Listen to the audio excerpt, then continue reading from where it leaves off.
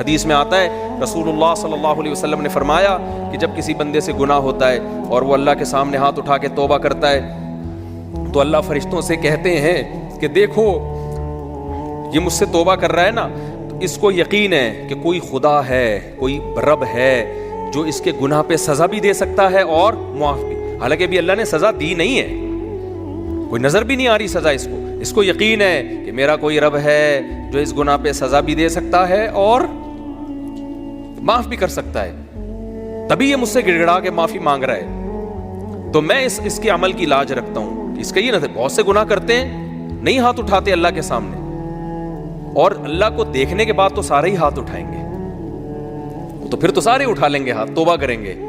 اللہ کہہ رہے ہیں دیکھا نہیں ہے اس نے، میری آیات پر ایمان لایا ہے، میری نشانیاں دیکھ کر، میرے پیغمبروں کی دعوت پر لبیک کہا ہے، تو اس عمل کی لاج رکھ کے میں اس کی توبہ کو قبول کروں گا۔ حدیث میں آتا ہے پھر وہ دوبارہ گناہ کرتا ہے، پھر دوبارہ اللہ کے سامنے آ کے معافی مانگتا ہے، اللہ کہتا ہے دوبارہ گناہ ہو گیا، پھر معافی مانگنا اس کی علامت ہے، اس کو یقین ہے کہ میرا کوئی رب ہے جو گناہوں پہ سزا بھی دے سکتا ہے اور جزا بھی دے سکتا ہے، معاف بھی کر سکتا ہے، تو پھر یہ معافی مانگ رہا ہے۔ نبی صلی اللہ علیہ وسلم کی حدیث کا مفہوم ہے 70 دفعہ بھی کوئی گناہ کر کے 70 دفعہ توبہ کرے گا تو اللہ اس کے اس جذبے کی لاج رکھ کر اس کے گناہ کو معاف کرے گا۔ اس کا مطلب یہ نہیں کہ آپ 70 دفعہ گناہ کریں، مقصد ایک سمجھانا ہے کہ توبہ میں تاخیر نہ کریں۔ تو اللہ معاف کیوں کر رہا ہے؟